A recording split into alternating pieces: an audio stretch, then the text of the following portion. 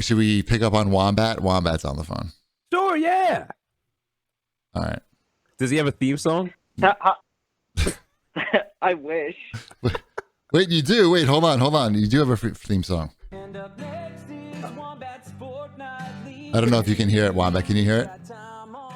I can. Oh, good. The system works. Wow. Yeah, on my phone. I bet I sound terrible, though. Whatever. That's fine. Go ahead, man. Thanks for calling in. No problem. I thought I was going to ask Cheapy, did I ever tell on the show the story of when I had to go to the charity fundraiser opera with Robin Quivers? Did I ever tell that story on the CatCast? I think you did, but it was so long ago, I don't remember a thing about it.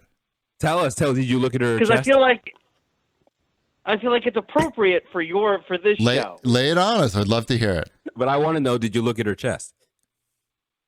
Of course. I was with my man. We were married at the time. I believe my wife and I were married at the time. And you're eye level, right? Perfectly eye level. We were there together, and I was working for Don Buchwald at the time. So it's probably like 2005, we'll say. It was like 15, 16 years ago. So that's like really good Don's radio time, too. Yeah. And Don's wife was a patron of this opera. Wasn't the Met, it was some other opera. And I was like the representative for my department that had to go. Awesome. Because someone from every department had to go. And we went, and it was me, and it was Robin, and I'm trying to think who else was there. There were definitely other Stern people there. And I sat in the same row. It was me and all the Stern people, not Howard. Of course, he didn't go. Right. Robin went instead. And then after we had to go to a silent auction, and I was told we had to bid on something. And at the time, I was making like $0.00 a year. And Right. I'm stuck in a suit and tie after having seen the opera, sitting at this table with Robin and all of these Stern people that are probably worth millions of dollars, and me, and I'm like, what am I gonna bid on? And we wound up bidding on like a book for $20. And I think we won, which is even worse. It was Right, like you had to everything pay. was like $8,000 except for this one book.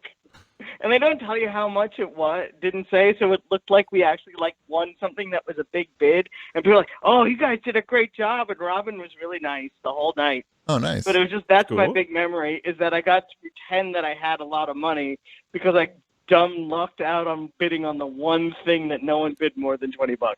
Right. You should have made a move on Robin. You should have said, look, we could check out this book together. Right. Come back to my place. I had my wife with me. Oh, well, threesome. Yeah. Robin's up for a good time. You bend her right over the sink. Wow. I know, but I can't handle that. No, you can't. She's a lot of lady. It's not I can't handle that. I know my limitations. That's fair enough. A man who knows his limits is a man who's master of his domain. Exactly. Nice. I'm smart enough to know. I'm smart enough to know what I've got. Right. All right. This is getting disgusting now. I don't want to picture. How long is you it? always got to go Before too you far. Go, how long is what you've got? Stop it! Stop it! I'm gonna hang up on him. That your Howard Stern show is getting disgusting. We I'm don't. Sure that was, this is not a Howard Stern show anymore. We're mostly Howard Stern free now. You have injected the most Howard Stern into the show in a couple of weeks. Wombat, to give you perspective, now GB has not moved to the. Gross talking about injecting. What was GB that? To give you perspective, GB has not gone to the second item on the outline yet. So Is it still talking about Falcon and the Winter Soldier? There's only 2 items on the outline, though. we didn't get to that. Listener feedback. Curry Manji's going to explain how it's not a bad show. Well, it may or may not be bad. I'm not talking about that at all. My we'll jump to it now. While Wombat's on the phone, I want to hear his perspective. My aspect is, and Cheap, you're caught up to episode 3? Yeah, I didn't watch today's. Yeah, okay. And Wombat, you're caught up to episode 3? Yes, sir. Okay, so everybody who hasn't watched episode 3, that's last week, not today. Spoiler alert, because we're going to talk a little bit about it, not super detail. My thought is that what we're seeing, and this is a conversation I've had with you, Cheapy, the different things that we're seeing on this show aren't rarities.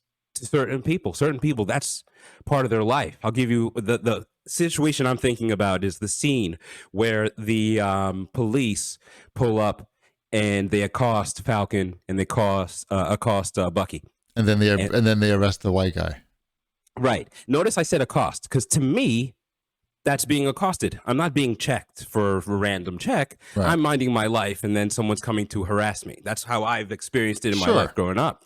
So in that scene, everybody who's seen it, the cops spring to judgment about Falcon only to give him, an insulting kind of backhanded racist statement like we didn't recognize you without your goggles.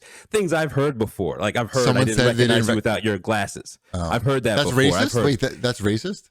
It depends on the context. So in that scene, your question, is that racist, right? Say he was in a store that he frequents on a regular basis, and all of a sudden there's a security guard following him around because he wasn't wearing his glasses. And then he puts his glasses on, and the security guard says, "Oh, I'm sorry, I didn't recognize you without your glasses." That's called racism, Cheapy. Or if they chase me around without my glasses, and what then do the glasses have to do with anything? I'm so lost they're not right really now. looking at me. It's their reaction, their prejudice is dictating their activity. So what happens? They're not looking at him as a person. They're only looking at the color of his skin. They're not even caring enough to take the time to realize if it's someone that they actually know, because they don't care enough. All they see is the skin color. Interesting. But let me tie it together, Chief, because what I'm trying to say is that the cops in that scene weren't exactly being racist. They were being bigoted. They judged him based on his skin color without digging to find that the real criminal was the white guy, not the black guy. And the white guy, they just let him in. Oh, come on, buddy. Like he's like fine, right? And if you go on YouTube, you'll see like reaction videos of like an assortment of podcasters who are obsessed with the MCU of different racial backgrounds watching that scene, and most of them have the same reaction, like, man, that's so messed up, because they might know someone who's had that situation, or they might make the connection to the George Floyd trial situation. Here's my real world tie-in. Yesterday, we go in to get the shot. My wife, Mrs. Kuribanju, is Japanese, all right? And depending on the scenario, she's Japanese and white. So depending on the scenario, she could look white or Japanese. With a mask on, it's really up to you what you want to decide.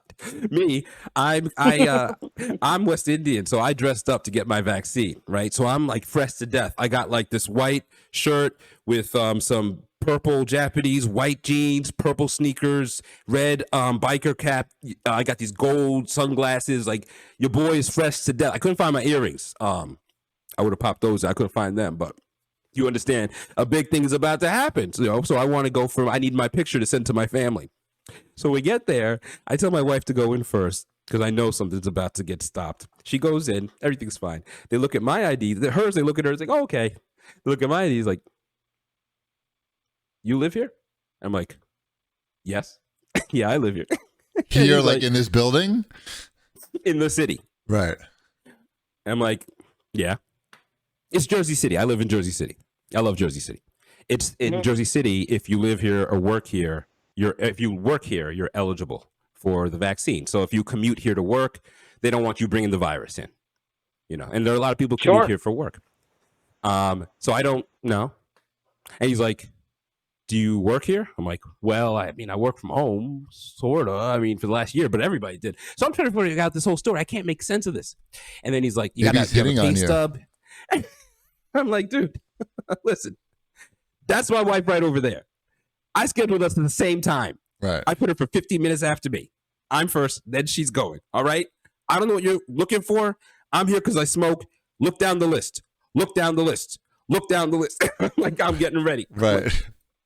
I'm about to like just rip this off of me, and I was like getting ready to go. Right. The security guard's like, look at it. You're about to give that guy a shot. He's like, well, you didn't say that. I'm like, yeah, you do. Do you think I really screwed up and I didn't say it? I have the opposite. Say it again. Say it. Start again. We didn't hear you. On the line. That was. My appointment is for 8:15, but my appointment was 8:15. It's 8:30. Why haven't I had my shot yet? It's 8:30. And meanwhile, there's like 40 people in front of her online.